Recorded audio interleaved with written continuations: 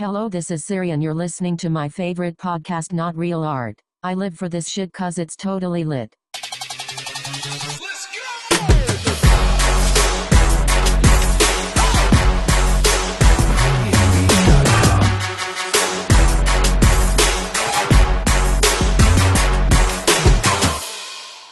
It's the Not Real Art Podcast. Man One. Right here in the house with Me. with this dude. Me. That's it. This dude In right the here. flesh. Yeah, so to speak. So, dude, we got problems. Yeah, I know. We got fucking problems. We got a lot of problems. And you know what? We have nerve, too. Like, the nerve of us to think that we could actually have a podcast. I don't think our listeners really understand. Listeners. We have listeners? Well, I'm counting myself in that And in that me bunch. too, so there's listeners. two listeners, me and you. Right. So maybe our listeners do understand, but you know, we're two married men. You know, we have. That reminds me, I have got to get a divorce. Yeah. I won't even go there. I won't even go there. But, you know, we both are in long, committed relationships with women who love us. And In all candor, Yeah. yes, they're long. I'm not so sure how committed my wife is, but yeah. well, 19 years. 19 yeah. years we've been together. So, Yeah. Yeah. And you got kids. And I've do. got kids. Yes. So you're, you know, even you're committed. Just I'm going to be committed, all right. yeah, Yeah. you're committed. So, you know, in that context, doing what we're doing right now, sitting here, talking, bullshitting, you know, it's, Podcast. We're not bullshitting. We're podcasting. as my wife would call it, bullshitting. We're here bullshitting on this thing called the podcast. And I don't know how much longer I can do this, you know? That's like if every night I told my wife, you know, I'm going to be over at so-and-so's house next door, you know, Bible reading or something. And then she comes over and we're playing pool every night, you know? She'd be like, get your ass home right now. Yeah. What the fuck are you doing? And that's what this is equating to, I think. Well, the interesting part about that is that I do have a couple of Bibles. I don't have any pool tables. What does Well, that mean? we'll have to get a pool table in here pretty soon. You know? Man. Yeah, it's just the audacity of us Yeah. to think that we could compete with any real podcast. Like, I mean, there are professional podcasters out there Yeah. that make bank, making a good living, you know, with credibility and integrity and a level of competence Yeah. that, I mean, we don't have any of that. Yeah. And they have commercials and Sponsors, sponsors. subscribers, maybe. They have, like, you know, people. People listening. They have listeners. Oh yeah, but people in the studio. Oh, like a crew, like a crew, support, like a team. like an engineer, Right, an right, editor, right. a writer. Yeah. It's amazing. And instead, it's just me and you, and a bunch of, you know, Guitar Center toys. Right. Well, really good toys, by the way. yeah, they're not bad. You know, I These didn't go mics. top of the line, but No. I You did a good job. I didn't cheap out. No, I mean, I think these are good toys, and you know, we're using them, and who knows how long this fairy tale will last. I mean, I think the moral of the story is that we don't, you know, we'll take the rock. You know, give us the ball. We'll fucking we'll drive it. You know. You know, I already told my wife that Siri thinks we're number one, but her response is, "Are you making any money?" That's her response. Are you See, getting paid? That's the problem with wives. Well, it's a problem with Siri. She doesn't want to pay us yet. Sorry, I tell you. Yeah. You know what? I do. You know, the fact that we're her favorite podcast, Right. I still can't get over it. it's kind of remarkable. Like, I don't want to dwell on it, I think we're going to dwell on it like every single show, but if you think about, every single episode. because it's worth thinking about. Yeah, it's a big It's deal. Siri. Like, Siri is everywhere. Right. She has access and knowledge of millions of podcasts, and yet ours, 7 episodes in, is her favorite. Right. So I don't know. I think maybe a few more episodes and we'll be getting, sponsors, I think. Hey, Siri, if you're hearing this, Siri, find us some sponsors. Who's our dream sponsor? Oh, man. Kanye. Kanye. Dude, we got to have him on the show. You know why Kanye would be the best sponsor? Because then he can get us Trump. Dude. I would have Trump on this podcast in a heartbeat. Oh, I would love it. I would love it. I just, because I want to know about Melania. I do. I'm a married man, right? So, I just, I have to fantasize. Yeah. And you have to live vicariously through the orange Cheeto? I mean, I'm just saying, Melania is the best thing about Trump. But the problem is it's not Trump. It's not Trump's. What do you mean, Melania? Melania is not Trump's? He doesn't own her. Well, yeah. She's a free woman. She's a free woman. Yeah. Yeah. Can't you tell she's an independent thinker? She speaks 5 languages, so, that's impressive. Right.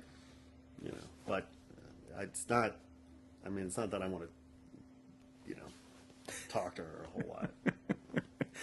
No? Just want to see the hats she's wearing that day? Anyway. I love documentaries. Yeah. And my wife teases me all the time that I will watch a documentary about paint drying. And it's true, because I just watched. I love those documentaries. Yeah, as an artist, right? Yeah, I lived a documentary. That's it, every day. And there was and I'm a Netflix subscriber. Sure. And I noticed the other day there's this, I think, 3 or 4 part docuseries about Trump. And I watched it. And it started at the very beginning of his life, all the way to recent years. And, it's interesting because we grew up with Trump. Yeah. Trump, Trump was Trump in the 70s and the 80s and really in the 80s and the 90s, right? Right. And I forgot about a lot of that stuff. He's in hip-hop lyrics. Right. Yeah. Forever ingrained in some of the hip-hop lyrics. And it took me, watching the documentary, it took me back to my youth because it just reminded me of... Right. But never in a million years did I ever think that he would be the president of the United States. Yeah. I'm sorry, okay?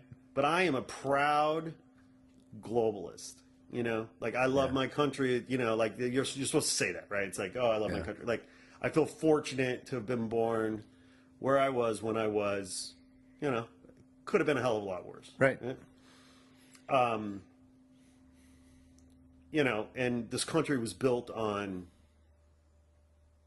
the exploitation of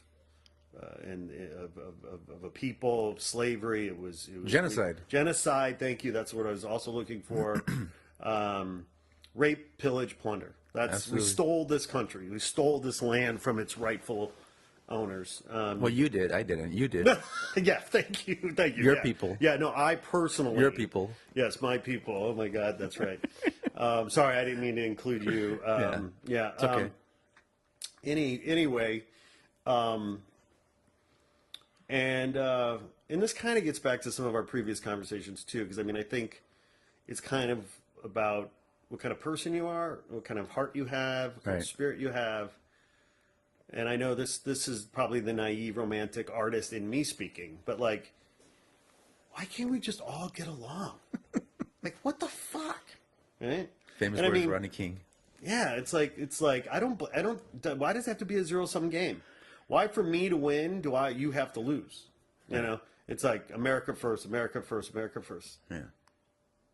Fuck that. Everybody first. Right. I don't know. I think of myself first of all as an earthling. Right. Yeah. Really. And a human being. Right. Well, and then maybe down 3rd or 4th on the list, an American. Well, there's that whole thing about, and you heard it before, right? Do you love to win or do you hate to lose? Right. And that's what we're up against right now. You know? Yeah. Because if you look at Trump, he just, you know, what does he love to win or does he hate to lose? Right. You know? Right. And that's how he looks at the world, you know? And you know, it is sad this where we're at, you know, but you know, you're talking about going back into, you know, this Netflix thing with the history of Trump or whatever. You know, what's crazy about it is that it took Obama to get to Trump. You know, we couldn't have had Trump 20 years ago. Well, exactly. And I mean, people forget, right, how bad Bush was. Yeah. Oh, Bush was Right. Horrible. Like, Bush got us Obama. right. Right. Obama got us Trump. Trump is, as Chris Rock said in his recent special, is going to get us Jesus. You're gonna get Jesus. Absolutely, I believe that. That's the scary part. You know. Yeah.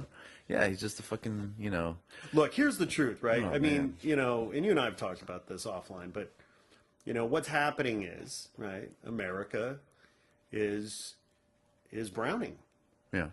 right? Right. The complexion of our country. We're out fucking you. You, God damn it! That's what we're doing. I knew somebody was getting laid more than me. Yeah, not me, but just I'm Oh, saying you're married too. I'm saying we as in brown people in general. Well, you can thank the Catholic Church for that, right? Yeah. Anyway, and there's no changing. The demographics are changing. Like it's just, I mean, like that's just a fact of life. Now, for someone like myself, I welcome the change. I think it's beautiful. I think it's Yeah, amazing. of course. You know. And by the way, I'm not a fool. Like you can't stop change. Right. Change is the only constant. Yeah. As the bumper sticker says. And so, you know, only fools fight the inevitable. Right? I mean, it's happening. Right. And, you know, unfortunately, right, there's just a whole group of, quite frankly, older boomers, World War II veterans, white, you know, who have this existential crisis around this change. Yeah. And that's, you know, I think that's why we have Trump. That's why, you know, that's kind of what's driving the angst, because you just have a lot of scared old white people Right. who can't just embrace the change and embrace the reality of the change. Well, because they're racist, a lot of them. It's not just about the change; it's about they're actually racist. You know. Yeah. And that's the thing that makes me laugh is like when I see these interviews with people and these reporters are so scared to use the word racist. You know, they like they call them anything else except racist Okay. because oh my God, how dare you call them a racist? So I'm really glad you brought this up. Yeah. Because I'm just going to set the record straight right now. Yeah. I'm a racist. Yeah. I'm absolutely fucking racist. Absolutely. Everybody's a fucking racist, right? Yeah. Like, the point is, what's in your heart? What's the intent? Right. And, you know, as a white guy that grew up, you know, in middle America, you see the world through your lens. Right. How could I ever see the world other than as a white guy? Right. Right? And by definition, that kind of makes me a racist, right? Because I'm going to see everything in the world through my white guy lens, Right. right? Now, that doesn't mean that I think that I should subjugate or hold down anyone that isn't white or whatever, right? Doesn't mean I don't have love for people that aren't white. I fucking have love for everybody. You know, I tend to try to judge people based on their character and, you know, who they are as a person and, you know, values and things like that. But it is really hard for me not to see the world as a white guy. Right. You know, I've tried to, over the years, through my friendships, through my conversations, through my dialogue, to understand and to be able to empathize and have compassion and understanding and knowledge and wisdom around these very sensitive issues. because I do fully know that I cannot comprehend. As a white guy, I don't fucking know. There's no way for me to understand the struggle that a black man has in this country. There's no fucking way I can understand that. Yeah. I can't. Sure. I try. I do try. And I think compared to some of my other fucking white brethren, I'm probably, more educated, if you will, understanding, whatever, Right. than a lot of them. But that's the word racist. Like, yeah, it's like oh, you can't say that. It's like the N word, you know? Yeah. Now I won't say the N word, but it's an interesting conversation. Like, what does the word racist mean, and why are people so afraid of it? Right. Because I think it kind of boils down to the intent of one's heart. Do they have hatred? Do they have anger? Do they have ignorance around what it means to be a person of color in this country? Well, I mean, being a person of color in this country, speaking to racism, it's I don't want white people to have to understand how it is to be brown in this country. Like, I don't need you to understand that. Right. I just need you to believe what I tell you of what I go through every day. Right. Well, yeah. So it's like when I say, oh yeah, that cop pulled me over because I was driving while brown. Right. And someone will say, no, he didn't. He pulled you over because you had a tail light that was broken. No. And that's the part where it gets fucked up. Right. Because then you're like, no, dude, you don't understand. Like, this happens no matter if even if I didn't have a broken taillight, Right. So I just want white people to be like, when I say, hey, that person, did this to me just because I'm brown, I just need that person to say, you know what, that's fucked up. It shouldn't be that way. Right. Exactly. That's all I need them to say. Yeah. Not, oh no, it was probably this other reason, Yeah. And that's the part that, gets upset. Like, for example, I mean, come on, what the fuck? Black dudes getting shot for holding a cell phone in their hands. Right, for sure. And you still have people out there saying, oh no, well, he wasn't doing what the cop told him to do. He was being combative. He was whatever the excuse is, The correct answer is, that's fucked up. Right. That's the correct answer. You know what? I don't give a shit. That's fucked up. That should not have happened. And even though, that person may not be black or understand the black,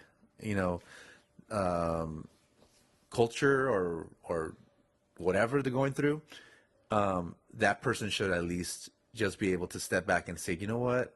That's not right. Let's do something about it. Right. Well, and that's, earlier when I was saying, like, trying to understand it, it's like, I'm always amazed at how many fucking white people try to tell people of color about their experience. Oh, yeah. Totally, yeah. Like they have a fucking clue. Right. And that's just my point. It's like basically, if you're a white person, shut the fuck up and just listen, Well, now what's cracking me up is that now when you say someone, oh, that's just your privilege coming through, or you call someone on white privilege. Yeah. Now white people are freaking out over that. They don't. What do you mean? You don't know where I grew up. You don't know what my privilege is. Right. Like, motherfucker, you're white skinned. Yep. That is it. That's what they don't get, is that it has nothing to do with your economic, history or your, where you grew up or your last name. It doesn't matter. Yep. If you look white, if your skin is white, that's where the privilege starts. Yep. Because you get treated differently if your skin is darker than that. Yep. And the darker the skin, right. Sometimes the worse you get treated. And it's crazy now that we've gotten to a point where people are offended when you call them on their privilege. Yeah, I didn't know about that. Oh yeah, that's happening. Wow. And you'll see it on TV interviews, and you'll see it, and it's funny because, now you don't have to say the N-word to be a racist, You can just say, we're not hiring, right. You can just say, oh, you didn't make it, you didn't qualify for this your grades weren't high enough to make it into the school. So now everything's veiled, and so when you turn around, because as a person of color, you've experienced it before, you know what the signs are, Right. that you can just call it out. It's like, dude, you're fucking being racist. Right. And it's like, oh my God, how dare you call him a racist? So I don't know what it takes or what it's gonna take. I look. I mean, again. I mean, right. I mean, we don't know, right? But it's like my my understanding or assessment of it. It's like people are generally afraid of what they don't understand, right? Right. And it's like the only way we build empathy and the only way we build compassion and community is by communication and getting to know each other and exposure, right? And we don't have a fucking chance until people start listening, believing, asking questions, talking. We're more siloed now than ever, right? I mean, it's like think about your cell phone, right, and social media and all that. I mean, it's, we're not, communities are disintegrating. Well, the thing is that I honestly believe that we're never going to get rid of racism. It's always going to exist. I agree. It's just like there's always going to be good people, there's always going to be bad people, right? Yeah.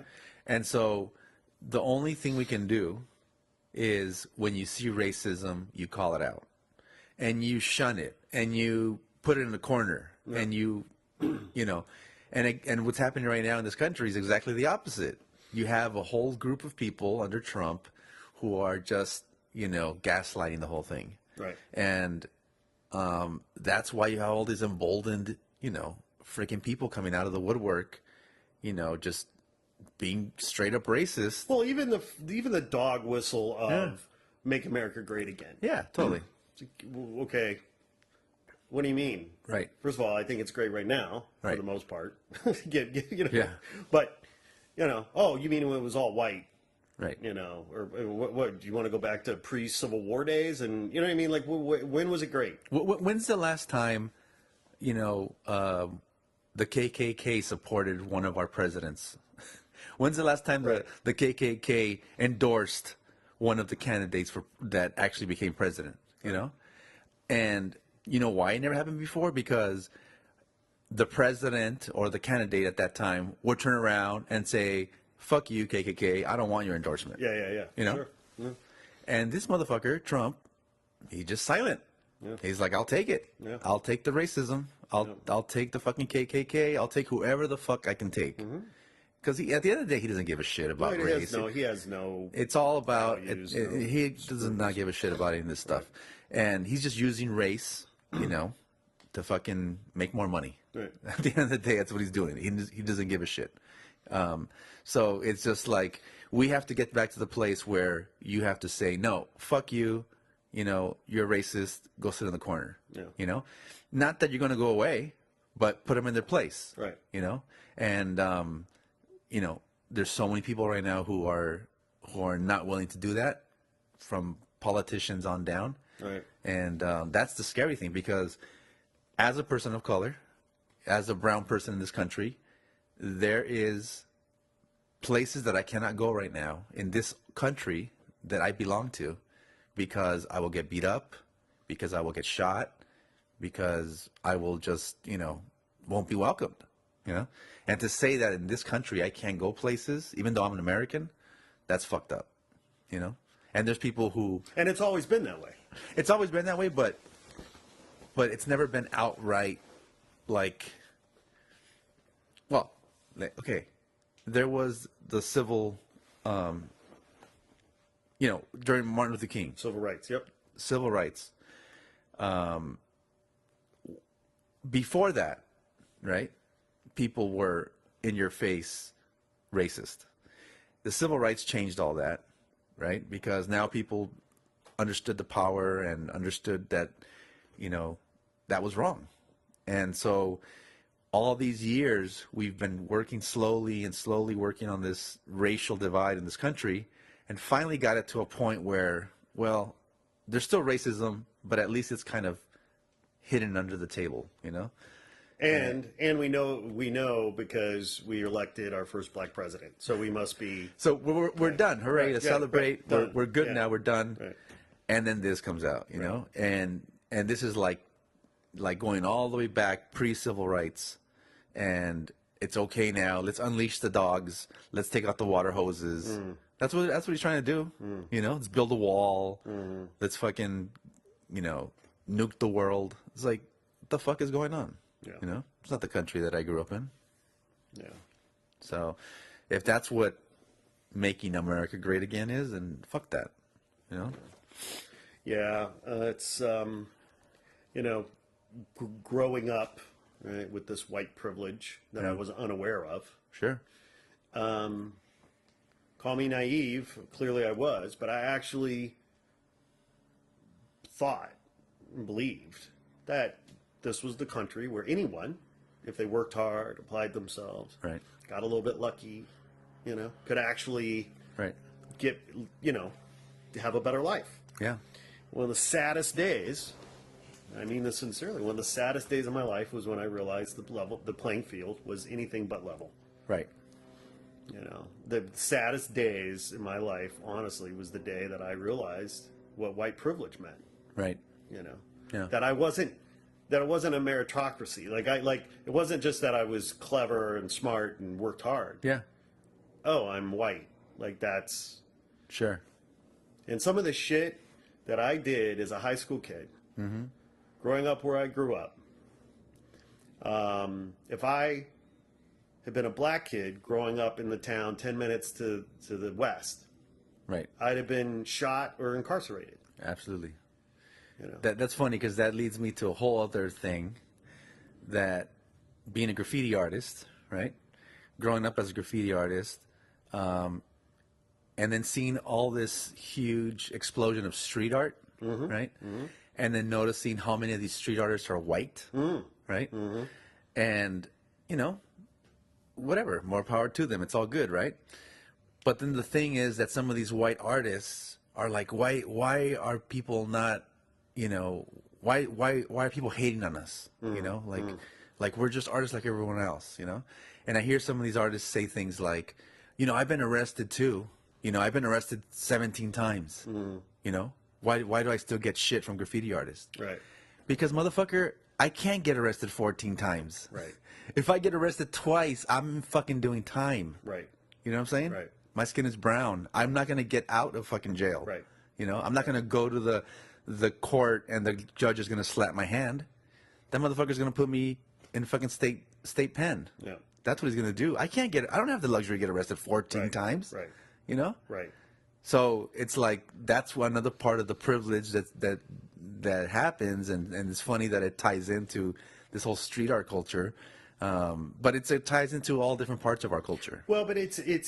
I mean, you put it in the context of street art and graffiti, but Yeah. like it's just is happening all the time. Like what I was saying, like the way I grew up, just being a high school punk kid, causing Right. trouble, doing whatever, Yeah. getting pulled over by the cops or whatever. I never got arrested. Right. Okay, I got off every time. Right. Right. Turns out, it's because I'm a white guy, white Right. kid. Yeah. You know, if I was, you know, in the town next door, and I was a black kid pulled over by the same cop, I doubt it would have been so nice. Right. You know, Right.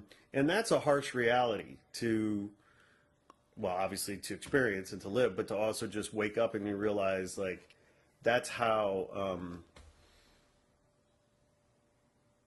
What's the word I want? I mean, it's just almost unfathomable, right? Because I just happen to be born this way. You just happen to be born that way. Like, Right. we didn't choose this. Yeah. So by some crazy weirdness of the universe, you know, we're brought into the situation under these rules, under these dynamics, under these, you know, unfair, whatever. And you know, how do you explain that? You know what I mean? It's just Right. it's just unfathomable. Well, the thing is, going back to one of your other points, I still do think this is, one of the best countries in the world, and I still do believe that you can do whatever you want in the world, whatever you want to make of yourself. It is possible that the American dream still exists. You can come from nothing and become somebody. But you're right. There isn't a level playing field. So for me to become as successful as the next guy, they may have a a jump start just because their skin is white. So that does exist. But at the end of the day, I still think, yeah, you can, my grandfather came here from Mexico, and, he was able to support a family, buy a home, do all these great things that he couldn't do at the time in Mexico. So of course I love this country. But at the same time, now you're having these people in power right now who are saying, okay, you know what, enough of that. Right. That we're not going to allow you guys to keep coming here and making somebody out of yourselves when we don't want you to, So now we're going to build walls. We're going to deport your family. We're going to deny education to you guys. It's like an outright, like, freaking crazy it's attitude. And it's just unfathomable because everyone knows. I mean, pick your rhetoric, right? The idea that these folks are so-called stealing our jobs. They're such crap, such bullshit. Right. These folks work their asses off, doing jobs that white people would never do. Yep. And the hypocrisy around that. Right. This denial of the facts, this denial of the reality. I mean, this is another example, but it's different. But it's take global warming, for example. Yeah. Okay. Our military complex, right? So the Navy specifically, are spending billions of dollars starting to retrofit our naval bases for rising oceans. Right. Right. Our military knows that climate change is real and the oceans are rising, and we're spending billions of our tax dollar to make sure our military doesn't suffer and the bases are prepared. Sure. And yet our own politicians can't have an honest conversation with us about climate change when they're using our tax dollars to retrofit the naval bases for rising. So it's just this bizarro world right now. Yeah, the level of hypocrisy and greed, it's at an all-time high right now. But one of the things about, I think, that I have hope about is that we're resilient people and we'll get through this one way or another. People being racist towards me, towards my, culture, towards people of color is nothing new. So we're kind of used to it. It is kind of alarming that now it's like such in your face, like, oh, okay. Oh, that's how it is. I see. Well, and that was part of the joke about when Trump got elected, all these white liberals were freaking out, and all my other black friends and my friends of color were like, what are you talking about? Like, we're used to this shit. You know what I mean? Like, white people for once didn't get what they fucking thought they deserved. Right. And they're having a shit fit. Yeah. And, oh my God, the sky is falling. Yeah. But, it's just like, so I'm hopeful, and, we just got to get through this. But, at the end of the day, it's just, I don't know. It's a sad time we're living in right now. But, well, yeah. I mean, it's a lot. I mean, the thing that is interesting to think about, is like, yes, these are sad times, tough times, bad times, but has it ever been any different, really? Mm-hmm. I mean, this whole idea about, the good old days or make America great again. Well, wait, if you were a non-white in this country, Yeah. when was it ever Yeah, it never was. any better than it is now? Right. Right. Or if you were Jewish in Europe in the 30s and 40s, Right. you know, like the human species has always been, you know, corrupt and Right. and exploitative and you know, I don't know. I mean, but yet it's, you know, that's why I guess on a certain level I have more faith in you as a human being than I do in a magical being in the heavens, because only you as a human being and only I as a human being have the power to make change today, Yeah. right? And we make our problems, but we can solve our problems. So I agree with you. Like Yeah. I you know, I have hope. I know we can do this. Yeah. But change, you know, the hardest thing in the world is to change culture. Right. And that's what we're doing. We're moving the culture forward inch by inch, and it's not pretty sometimes. Well, and especially with the speed of which things travel now, right? So in the past, culture took, you know, eons to shift and to change. And now culture's changing like by the fucking second. Right. You know? Well, and even just with crime rates, for example, and I won't have my numbers right, but murder, capital murder now is at the lowest that it's ever been. Yeah, it's I low. heard a statistic the other day in this country, and I heard a statistic the other day about how many political bombings there were in this country in the 70s. There was literally hundreds of political bombings every year, like in the 70s, like in the early 70s, Right. in this country. Yeah. Right? Those are terrorist attacks. They're Right. political bombings. Right. So they're terrorist attacks, right?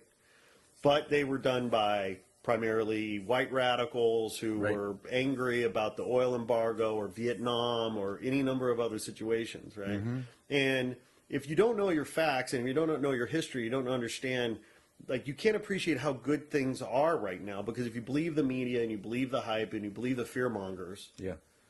you know, they will steal your cheese, Yeah. you know, and cause fear and doubt, and when in fact, while we have major problems still to solve, there's still a lot to be grateful for. Yeah, no, I totally agree. I just wish that like we could get through this quicker. I know, right? All right, well, we're out of time. Great talk, my friend. All right. All right, Peace. peace.